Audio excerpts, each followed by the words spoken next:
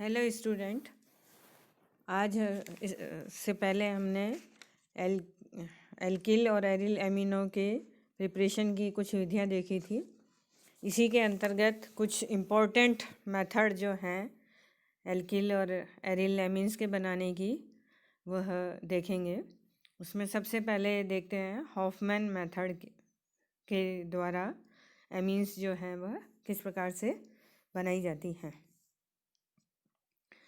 जिसमें alkyl halide की क्रिया जब अमोनिया के साथ करवाई जाती है तो उस केस में प्राइमरी एमीन्स जो है वह प्राप्त होती है, जिसमें हम कहें कि RX एल्किल का लिया है तो एल्किल एमीन बनेगी। तो RX NH3 ये रिएक्शन एक बंद नली में 100 डिग्री सेंटीग्रेड पर कराई जाती है तो RNH2 और NH4Cl जो है वो बनता है। तो ये प्राइमरी एमीन एल्किल एमीन, क्योंकि एल्किल हैलाइड लिया है तो एल्किल एमीन जो है वह प्राप्त होता है। आर जो है वो आपका मेथिल हो सकता है, एथिल हो सकता है, कुछ भी एल्किल ग्रुप हो सकता है। तो यहाँ पे हम देखते हैं इस मेथड में जो प्राइमरी एमीन मेथिल एमीन जो बना है उसके साथ कुछ मात्रा में dimethyl trimethyl amine आदि भी बनते हैं, जिनको फ्रैक्शनल डिस्टिलेशन, क्योंकि प्राइमरी एमीन सेकेंडरी एमीन और टर्शरी एमीन जो होते हैं उनके बॉइलिंग पॉइंट जो है वह डिफरेंट होते हैं, तो उनको प्रभाजी आसवन या फ्रैक्शनल डिस्टिलेशन द्वारा हम उसको सेपरेट कर सकते हैं। जिसमें यहाँ हम देखते हैं रिएक्शन जो है RNH2 प्राइमरी एमीन उसकी वापस से रिएक्शन कराई एल्किल हैलाइड से इन प्रेजेंस ऑफ अमोनिया के साथ रिएक्शन कराई, तो उस केस में सेकेंडरी एमीन प्राप्त होगा R2NH और NH4X बनेगा।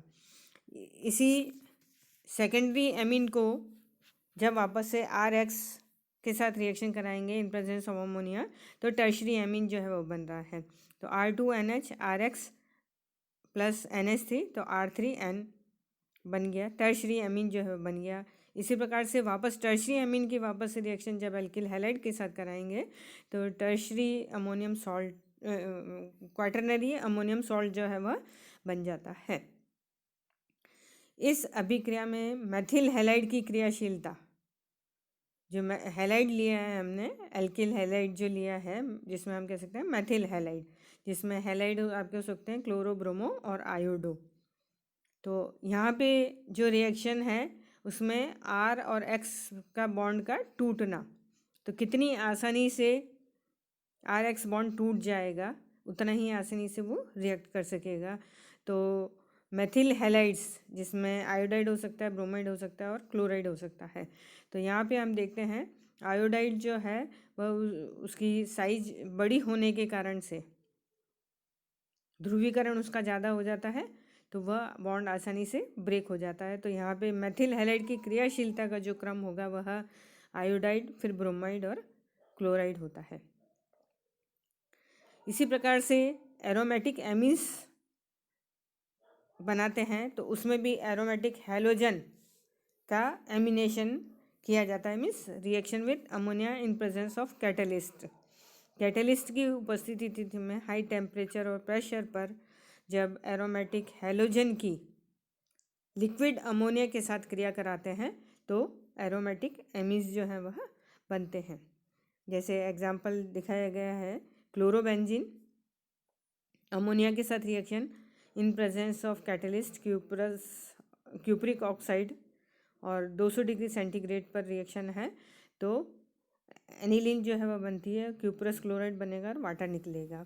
तो ये रिएक्शन जो हम कह सकते हैं जिसमें क्लोरो ग्रुप जो है वह एमिनो ग्रुप द्वारा सब्सटीट्यूट हो गया है, तो ये है एक न्यूक्लियोफिलिक सब्सटीट्यूशन रिएक्शन का एक एग्जाम्पल होता है, जिसमें मैकेनिज्म जो होती है वह उसकी विलोपन योगात्मक क्रियाविधि होती है। मीन्स पहले स्टेप में विलोपन होगा, एलिमिनेशन होगा, इंटरमीडिएट बनेगा, बेंजाइन इंटरमीडिएट बनेगा और फिर बाद में योगात्मक एडिशन रिएक्शंस होती हैं। तो यहाँ इसकी मैकेनिज्म हम देखते हैं। क्लोरोबेंजीन की रिएक्शन, क्योंकि न्यूक्लियोफिलिक सब्स्टिट्यूशन रिएक्शन है तो अमोनिया का जो न्यूक्लियोफाइल होगा वो NH2 होगा नेगेटिव और H पॉजिटिव होता है। तो यहाँ पे क्लोरोबेंजीन में इस प्रकार से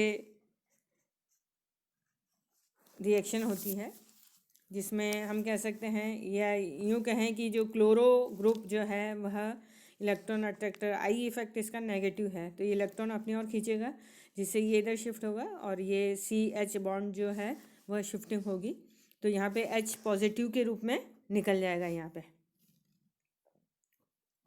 तो NH2 जो न्यूक्लियोफाइल है, क्योंकि पहला स्टेप जो है वह विलोपन है, पहला स्टेप विलोपन, तो यहाँ पे H पॉजिटिव के रूप में निकल रहा है। तो यहाँ पे NH2 नेगेटिव जो है उसके साथ जुड़ के वह अमोनिया के रूप में निकल जाएगा। और यहाँ पे जब CH बॉन्ड शिफ्ट हुआ तो इस कार्बन पे जो H से अटैच जो कार्बन है उस पर नेगेटिव चार्ज जो है वह आ जाता है। जब यहाँ नेगेटिव आ गया, एक्सेस हो गया, तो Cl जो है ये बॉन्ड इधर शिफ्ट होगा, कार्बन और Cl से अटैच जो बॉन्ड है उसकी शिफ्टिंग इधर होगी जिससे Cl नेगेटिव के रूप में यहाँ पे निकलता है। इस प्रकार से ये शिफ्टिंग होगी है, तो Cl नेगेटिव के रूप में निकलेगा और ये इंटरमीडिएट जो है वह बेंजाइन जो है वह बन जाता है। अब ये बेंजाइन पे न्यूक्लियोफाइल जो है वह अटैक करेगा। तो ये जो 3 बॉन्ड हैं बेंजीन में, एक पार्ट में दो डबल बॉन्ड होते हैं, मीन्स 3 बॉन्ड हैं वहाँ पे। तो यहाँ पे बॉन्ड की शिफ्टिंग होगी जिसमें हम कह सकते हैं एक साइड पॉजिटिव आयन होगा और एक साइड नेगेटिव आयन होगा। तो ये नेगेटिव आयन जो है वह पॉजिटिव पे जुड़ता है, तो ये इस प्रकार से जुड़ेगा, इधर भी जुड़ सकता है इधर भी जुड़ सकता है, दोनों तरफ बॉन्ड की शिफ्टिंग अप साइड और डाउन साइड दोनों साइड हो सकती है। तो यहाँ पे ये जो स्ट्रक्चर बताई गई है जिसमें पहले अप साइड में बॉन्ड की शिफ्टिंग जो हुई है डाउन साइड हुई है, इसमें अप साइड में हुई है। यहाँ पे फिर अमोनिया के साथ रिएक्शन कराई जाती है, तो इसका H जो है वह उसके पॉजिटिव है, इन नेगेटिव पार्ट में जो फ्री वैलेंसी दिखाई गई है यहाँ पे ये नेगेटिव पार्ट वाला मान के चल सकते हैं अपन। तो यहाँ पे H पॉजिटिव के रूप में जुड़ जाता है, जो NH2 नेगेटिव के रूप में वापस से निकल जाता है। तो इस प्रकार से ये एनिलीन का फॉर्मेशन हो जाता है। तो ये इसकी मैकेनिज्म है कि क्लोरोबेंजीन से एनिलीन जो है वह किस प्रकार से बनता है। इसी प्रकार से सेकंड मेथड जो है वह एल्कोहल्स का एमिनेशन, मीन्स एल्कोहल की क्रिया जब अमोनिया के साथ कराई जाती है तो एमीन का फॉर्मेशन होता है। यह मेथड जो है वह उसका इंडस्ट्रियल मेथड होता है, जिसमें हम कह सकते हैं कि हाई प्रेशर और हाई टेम्परेचर पर जब अमोनिया व मिथेनॉल का एल्यूमिनियम उत्प्रेरक में से प्रवाहित किया जाता है, मीन्स कैटलिस्ट की प्रेजेंस में यह रिएक्शन होगी, टेम्परेचर हाई होगा, प्रेशर हाई होगा और अमोनिया और मिथेनॉल की जब रिएक्शन कराई जाती है तो एमीन का मिश्रण जो है वह प्राप्त होता है। जैसे रिएक्शन में हम देखते हैं मेथिल अल्कोहल लिया, अमोनिया, पहले प्राइमरी एमीन बना, उसकी वापस से अल्कोहल के साथ रिएक्शन कराई तो सेकेंडरी एमीन बन गया, उसकी वापस से अल्कोहल के साथ रिएक्शन कराई तो टर्शियरी एमीन बन गया।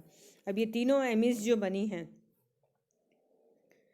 तो उनको हम फ्रैक्शनल डिस्टिलेशन द्वारा सेपरेट कर लेते हैं। यदि फिनॉल की क्रिया जिंक क्लोराइड की उपस्थिति थी में, कैटलिस्ट जो है वह जिंक क्लोराइड है, अमोनिया के साथ फिनॉल की रिएक्शन करा रहे हैं, टेम्परेचर जो है वह 300 डिग्री सेंटीग्रेड है, तो उस केस में भी हमको एमीन्स ही प्राप्त होंगी, जिसमें हमने फिनॉल लिया है तो एनिलीन जो है वह प्राप्त होती है। तो यहाँ पे अल्कोहल के एमिनेशन से एमीन्स जो है वो प्राप्त होती है। प्राइमरी एलिफेटिक एमीन लिया है तो एलिफेटिक एमीन्स बनेंगे, एरोमेटिक अल्कोहल लिया है तो एरोमेटिक एमीन्स जो है वह बनती है। इसी का इम्पोर्टेंट थर्ड मेथड जो है वह कर्टियस रिएक्शन जिसको कहते हैं,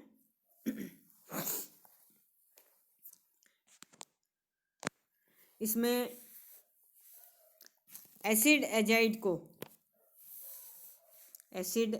जो होता है उसको गर्म करके आइसोसाइनेट में बदल दिया जाता है, जो जल अपघटन करने पर, जिसका जल अपघटन किया जाता है, मीन्स हाइड्रोलिसिस किया जाता है, या कहें पानी के साथ जब रिएक्शन कराई जाती है तो वह प्राइमरी एमीन जो है वह बनते हैं या बनता है उससे। इस अभिक्रिया में हॉफमैन अभिक्रिया की भांति ही आणविक पुनर्विन्यास होता है, मीन्स रीअरेंजमेंट होता है, जिससे आइसोसाइनेट का फॉर्मेशन होता है और फिर उसका हाइड्रोलिसिस करने पे एमीन्स जो बनता है। एजाइड जो होते हैं वो RCON3 होते हैं, जिसको गर्म करेंगे तो नाइट्रोजन निकलेगी तो RCON बनेगा। ये रीअरेंज हो करके आइसोसाइनेट में कन्वर्ट हो जाता है और ये हाइड्रोलिसिस होके वापस एमीन में कन्वर्ट हो जाता है। एसिटिक एजाइड से मेथिल एमीन को प्राप्त कर सकते हैं। तो CH3CON3 एसिटिक एजाइड, वही रिएक्शन गर्म किया, रीअरेंजमेंट हुआ, आइसोसाइनेट बना, उसका हाइड्रोलिसिस किया तो मेथिल एमीन बन गया। एसिड एजाइड को प्राप्त करने की कुछ विधियां हैं जो दी गई हैं, जिसमें एसिड एजाइड जो है किस प्रकार से बनाया जा सकता है। तो पहला है एसिड हैलाइड के साथ सोडियम एजाइड की रिएक्शन कराते हैं तो एसिड एजाइड जो है वो बन जाता है। इसी प्रकार से एस्टर के साथ हाइड्रोजन की रिएक्शन और उससे जो कंपाउंड बना उसकी HNO2 के साथ रिएक्शन कराते हैं तो एसिड एजाइड जो है वह बन जाता है। इसी में फोर्थ रिएक्शन है, इसकी इम्पोर्टेंट रिएक्शन जो है वो है श्मिट रिएक्शन। कर्टियस रिएक्शन जो है उसी का एक परिवर्तित रूप होता है। इस रिएक्शन में कार्बोक्सिलिक एसिड को सल्फ्यूरिक एसिड के प्रेजेंस में, या सल्फ्यूरिक एसिड जो है वह कैटलिस्ट के रूप में कार्य कर रहा है, तो एसिड की क्रिया कार्बोक्सिलिक एसिड की क्रिया जब हाइड्रोजोइक एसिड के साथ in presence of sulphuric acid के साथ क्रिया कराई जाती है तो इससे प्राइमरी एमीन जो है वह प्राप्त होता है।